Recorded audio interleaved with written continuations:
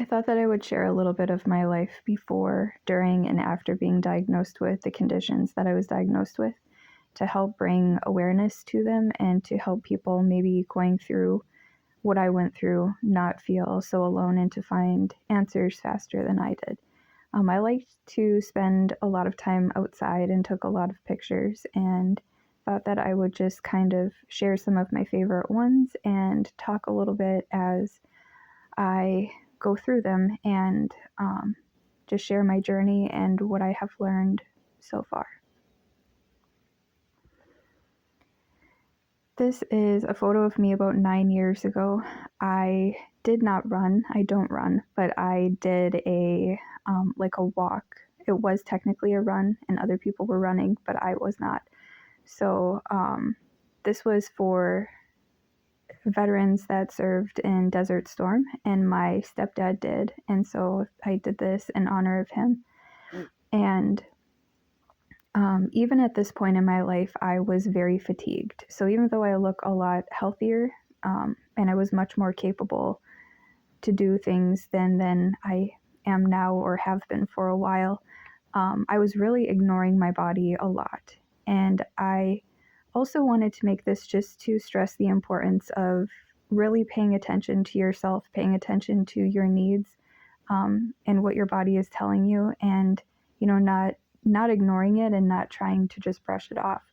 So I was able to function. I was able to be very active a lot of the time, like I said, way more than I have been in years, but I needed a lot of rest in between, and if I went out to do anything, I had to recover for days afterwards.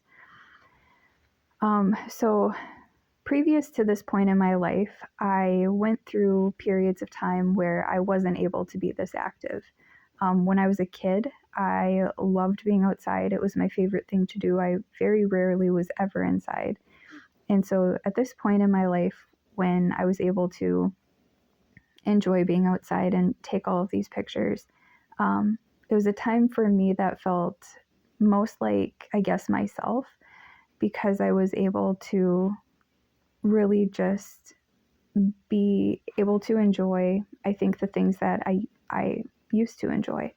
But in between that time, there was a handful of years where I really struggled. I struggled with my energy, I struggled with my mental health, but I think that a lot of it had to do with the people that I was around, and a lot of it had to do with just the fact that, I had a lot of stress on my body. I had kids, and after I had kids, my body just had a hard time adjusting, and I feel like, all new moms are really fatigued, but I seemed to be a lot more fatigued than my friends who also had kids, just needing to rest a lot more, feeling like I was sick very often. And I didn't think I would ever get to a place where I was able to enjoy all of the things that I am enjoying in these pictures. So to me, it felt like a really big blessing that I was able to do that, and I found so much healing in being outside. I found a lot of grounding, a lot of relief for anxiety and PTSD. I felt a deepening in my relationship with God. I was constantly in awe and wonder of just all of his creation, and really mesmerized by it and just taking it all in. And I think that, it's kind of bittersweet looking back on some of these pictures, because in the moments that I took them, I knew that there was going to come a day where all that I had was the pictures to look back on, because I wouldn't be able to, enjoy these moments in the same way that I was at that time. And I don't know how I knew that, but it was just something that I knew. And so when I was in these places and in these moments, I think that's why I took such interest in trying to capture these pictures. I didn't know that, it would necessarily be this that prevented me from going on adventures like I used to, or, enjoying life the way that I used to, by being outside, but I just knew it was going to be something. So when I was in these places and in these moments, I really tried to be present as much as possible and to be, in the here and now, I guess, which is hard for me to do. Normally, I'm very much in my head. And so being outside really helped me to just be more focused on the present moment. And I miss that a lot. And that is something that has greatly impacted me because, it made such a difference for me. But I try not to look back on it and be looking at it from a perspective of what I'm missing out on now, but rather looking at it through the perspective of I'm grateful and thankful that I was able to have these moments and these memories, because some people never, get that chance or that opportunity at all. And trying to, be thankful for that, but still acknowledge the gravity of the grief that comes with, just not being able to enjoy things that you used to. I think that one of the things that I have learned is to be okay with feeling all of my feelings and emotions, even the negative ones. I think that it's kind of hard because most people don't really want to hear about things unless they're just positive all the time. And I feel like that's really not a very good way to live life, because for me it has really impacted my nervous system when I've tried to just sweep things under a rug or avoid things. And so whatever I'm feeling, I try really hard to not force myself to look at a positive of something, but to, just my reminder's going off now, so now I'm going to get sidetracked, but to be able to feel all of my feelings. I think that's really important. But I've learned a lot of things along the way, along this journey, that I think have been valuable and have been blessings, despite the fact that this has been so hard. And some of those things are things like setting boundaries. I used to set boundaries much later than I probably should have.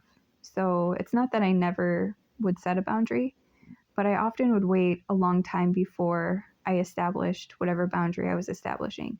Maybe it was because I really wasn't paying attention to my own, needs or prioritizing them. Or maybe it's because I was, just trying to make other people feel happy and cared for.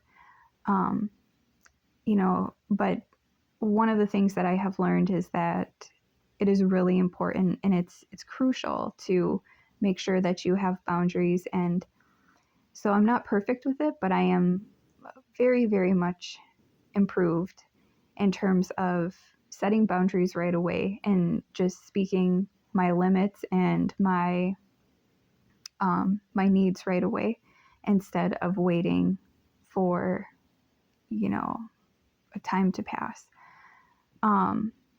So one of the reasons why I wanted to share all of this was to kind of talk about the process that I went through being diagnosed with the conditions that I ended up being diagnosed with, which was mast cell activation disorder, POTS, which is a form of dysautonomia, and hypermobility spectrum disorder.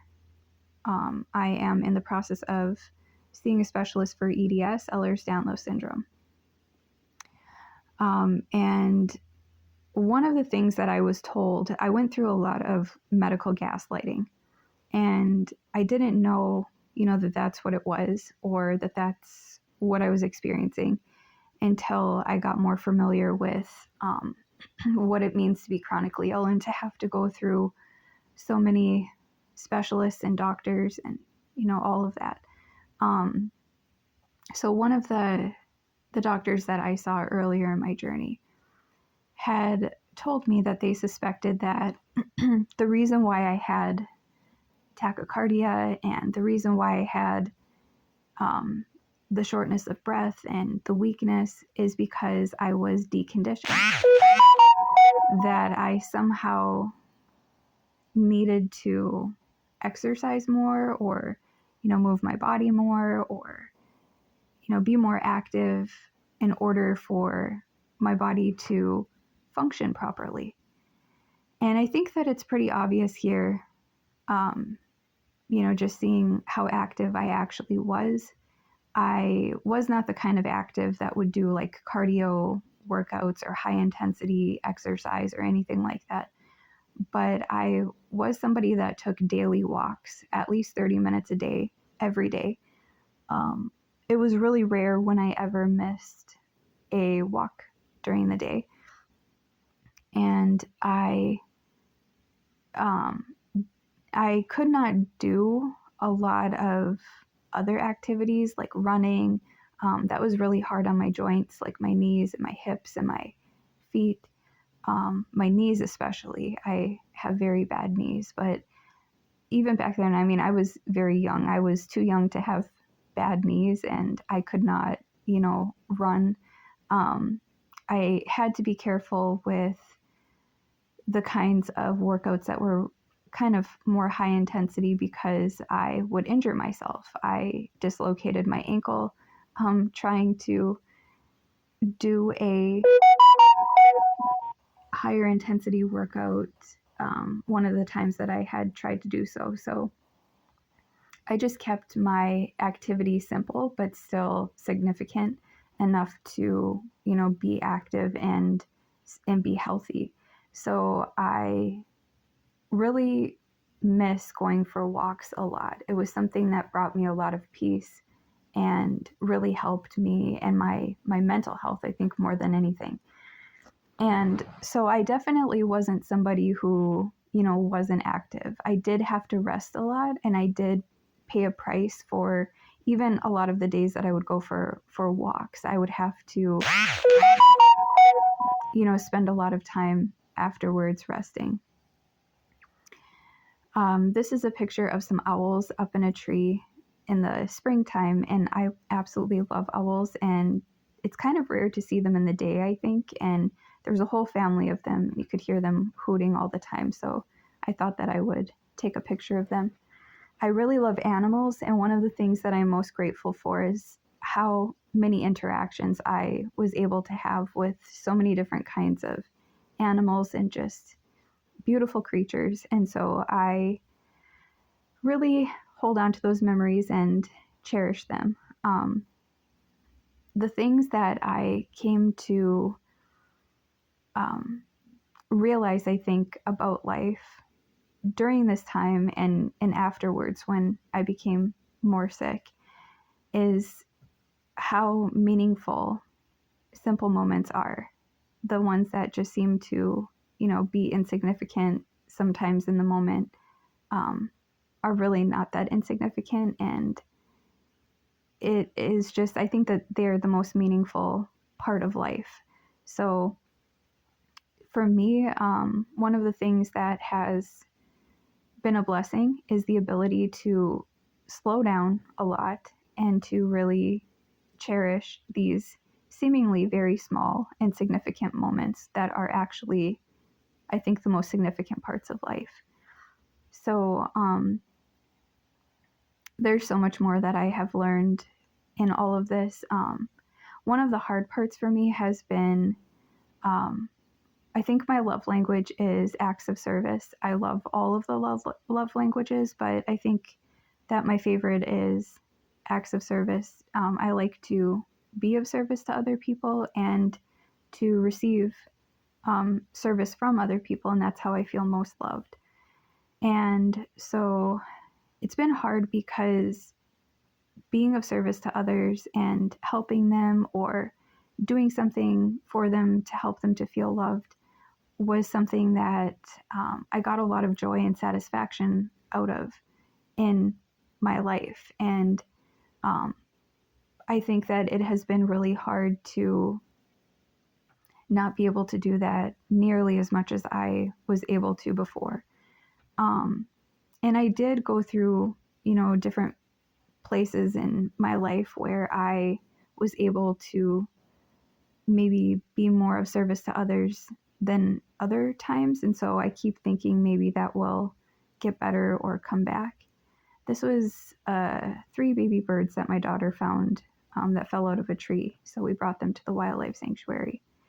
And this was when I got pneumonia. So this would have been the turning point in my journey. I would say maybe about 2 years before this, I got influenza A. And I pretty much fully recovered from that with just like a minor noticeable difference. From this, I did have some more significant lasting impacts that brought me down a little bit, and I didn't return quite to my baseline, but pretty close.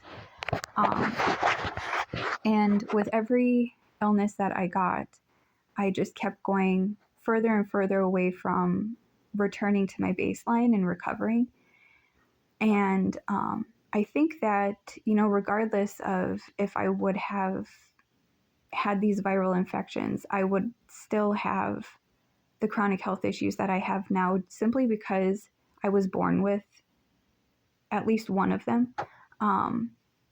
And I think that because of that, it made me predisposed to having the other conditions as well. And this is me attempting to fix my digestive system by eating prunes. I thought that I would try every last,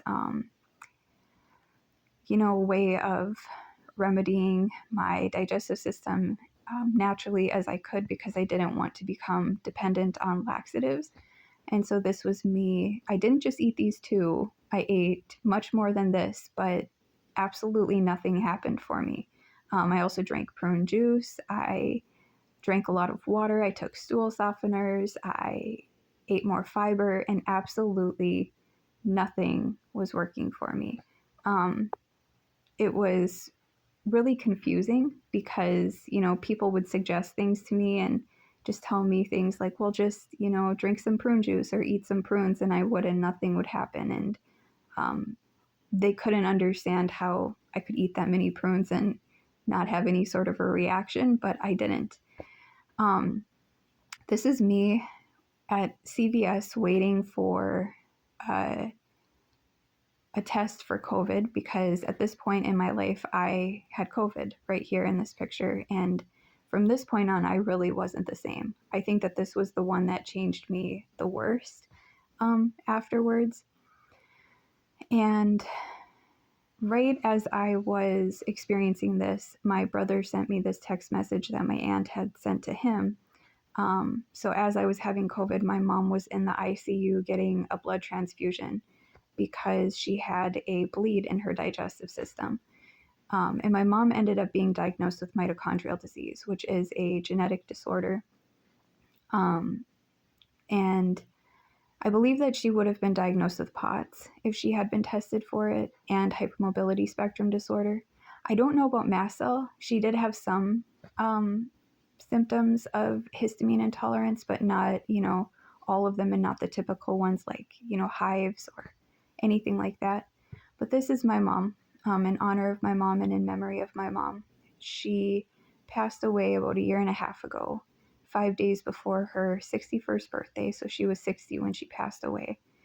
And she suffered immensely. I watched her fight for answers my entire life, and she didn't end up getting any until about 10 years before she passed away, which was about 10 years ago. And that is when she finally received a diagnosis for how she struggled so much and suffered. And this is my first time trying CoQ10. I was prescribed a mitochondrial cocktail by one of my specialists, and I didn't end up trying a lot of them, but I did try this one, and it made a very minuscule difference for me. So it wasn't something that I noticed, a dramatic change from. They taste really good. They taste like those orange candies that are like a gummy candy covered in sugar. So I enjoyed these for that reason, but they really didn't make that big of a difference. And this is my parakeet, Florence Nightingale. He is the light of my life, pretty much. He is so funny and has such a personality and just brings so much joy. And I'm really thankful that I have him. And this would be one of my favorite trees, or tree that has flowers on it. They only last for about 2 weeks in the spring. So I try to enjoy them as much as I can because they seem to bloom and then they just fall to the ground. Um, so they don't last very long at all, but when they are out, they are so pretty.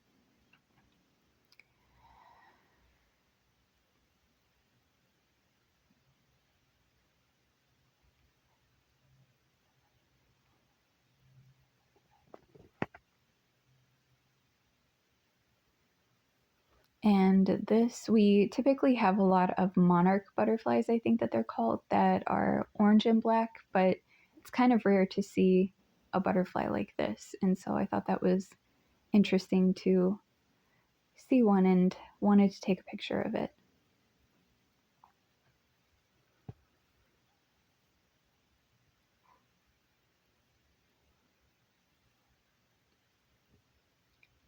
And this was I think it's a goose. I call them ducks, but I'm pretty sure it's not a duck, it's a goose.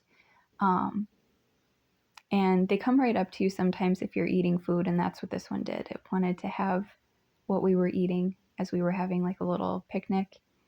And this is a shrine that I would go to often when I was in the beginning of my chronic health issues and trying to figure out what was wrong. And even before then, I would spend so much time out here. Mary had appeared to a woman many, many years ago, and they created a shrine there where at the bottom you can see crutches and canes that people left behind from being healed after praying. And so I remember spending a lot of time just praying and asking God to help me find answers, not only for myself, but for my family as well, as to, what exactly was going on, and, why I was struggling so much and, not having any sort of answers. And I believe that the reason why I was able to figure all of it out and connect all of the dots and come across the information that I did is because I did pray and went here. And, she interceded for me and helped me a lot throughout my journey. And this is me with some sparklers in my fanny pack, trying to embarrass my daughter as we went for a walk. And I was lighting the sparklers. I miss going for walks, like I said, probably the most because they just provided so much peace for me. This is the middle of summer when I had a flare up and my temperature wasn't able to adjust, and I wasn't able to regulate my body temperature. That is one of the symptoms of dysautonomia, or EDS. And this was in the middle of my first POTS flare up, and I had no idea what I was experiencing. I was terrified. I kept going to the hospital because for 3 months my heart rate would not go under 100 beats per minute. And this was a time when I went to the hospital when my heart rate was at 150, and they sent me home with it being at 110 and just told me it was normal, that it was normal. And I left there so confused and scared because I just felt alone. I felt like they weren't understanding how severe it was and what it made me feel like. I couldn't even stand to take a shower. I was pretty much bedridden for like 3 months straight without any sort of answers. And at first I was told, it's anxiety, but anxiety does not last 3 months long, and it does not last like what I was experiencing. And so I knew it wasn't just anxiety. I knew it was something more. And it was terrifying to go in and to be turned away and essentially told that this is normal. when it feels like your body is about to shut down. And this is me in the emergency room, sitting on one butt cheek because I tried to fix my digestive system naturally by eating prunes and drinking water, and it didn't work. And at this point, I was really suffering, and I was desperate to try anything that would actually help me or work. And they had suggested that I do a magnesium citrate cleanout and then start on a capful of Miralax daily, which is what I did. And from that point on, I pretty much took a capful of Miralax every single day. And for the first time in my entire life, my digestive system functioned, I think, closest to what a healthy person must have, their digestive system functioning like. And so it was just crazy to me to think that my entire life I never experienced that up to that point. And right around this time, I discovered the Latin Mass. And at Mass one day, I heard this song and decided to take a picture of it because it was so beautiful, and it became one of my favorites. And I imagine that is a lot what heaven sounds like, is what it sounds like when you go to the Latin Mass. I had to change a lot of my hobbies because I stopped being able to go outside as much and go on walks and, enjoy the things that I used to. So one of my hobbies became trying to make rosaries, and this is one of the first ones that I made for my daughter. And then this was on our journey and process through this all going for allergy testing with my daughter, and I had to really advocate for her as well because she has a peanut allergy and was not being taken seriously by just general, primary care physicians. And she had one really good one who did take it seriously, but she was dismissed a couple of times, and it was quite a scary experience. So the allergist that she ended up with now is so amazing, and I wish that, all of the doctors were like he is, because he has helped us tremendously, and he is such a blessing. So I'm so thankful that we were able to find him and that he was able to help us and give us so many answers. And they often don't tell you either how genetic these conditions are. So a lot of these things that we deal with not just within myself or my daughter, but down to my mom even. My mom had severe scoliosis that probably should have had bracing, and she never ended up getting it. And so it's just interesting to see, how much is genetic. This is not me pregnant. This is me looking like I'm about 4 or 5 months pregnant. But this is bloating after I decided to try to stop my Miralax for 2 days and switch to stool softeners. So this is what happened to me. And, this is where I learned that my gut is so bad that I cannot go even a couple of days without taking the Miralax. And I think it's hard for a lot of people to understand that, but my digestive system just does not function otherwise. And I was on my floor with blankets and pillows and my computer to watch movies and my snacks, and just kind of sat there for, I think at this point it was somewhere around 2 weeks that I was on my floor, unable to function or move at all. And that sounds like an exaggeration, but it's not. That is how severe my digestive system is affected by the conditions that I have. And in this next picture, it is when I went to the emergency room with this flare-up. And I did not have a very good emergency room doctor. I feel like sometimes they are good and sometimes they are terrible. There's no real in between. They're either really kind and really caring and really nice, or they're just awful. And so this was a day where it was an awful one. They wanted to do an exam, which I could not tolerate at this point because I was in so much pain. my gastroenterologist ended up diagnosing me with something called proctalgia fugax. If you know what that is, or if you've had it, I'm sure that you understand what I'm talking about. It was absolute agony. I had to just try to, wait and hope that it would resolve at some point. And this was after that flare up where instead of having tachycardia, I ended up experiencing bradycardia where my heart rate was abnormally low.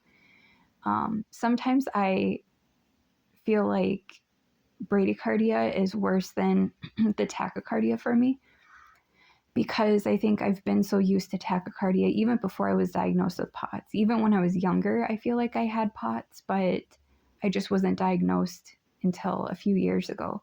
I think that it was really blamed on anxiety when I was younger, but the bradycardia I'm not really as used to, so I don't like the feeling of it. And this is me functioning somewhat in between all of this. And I think that another blessing that has come from this all is how I realized, just the importance of being comfortable in my own skin. And I stopped, I think, worrying as much if I had like a bunch of makeup on or did my hair or, was all dressed up. And I feel like in some ways it was almost an opportunity for me to unmask and kind of come back into who I actually am. And so that has been a blessing. It's been, I think, confusing to people who knew me when I was able to be more active, but for me, it feels more like me in a lot of ways. And this is the middle of a POTS flare up and what it kind of looked like for me. And yeah, I just kept receiving a lot of dismissal, a lot of gaslighting, a lot of just ignorance in understanding this condition when I would go to try to figure out what was wrong. And so I thought that it was important that I, talk about it and share a little bit more about my journey to help other people. So this is when we decided to switch milk and cookies for Santa to Miralax and cookies because Santa could no longer have milk to go with cookies. And this was me trying to still find joy in things that I used to love, like carving pumpkins and just simple things that I tried to hang on to that I was still able to do. And I wasn't able to go and pick my own pumpkin out or, lift or carry the pumpkin, but I was able to still have those moments where I was able to enjoy something that I used to enjoy. And so I try to just cherish the times that I'm able to do that. And this is just a quote that I found from Mary that I feel is a good reminder. And, I know that God allows us to go through different seasons and different, times in our lives that teach us different things. And I believe that He is trying to teach me a lot as I go through all of this and that there is a reason for it all. And,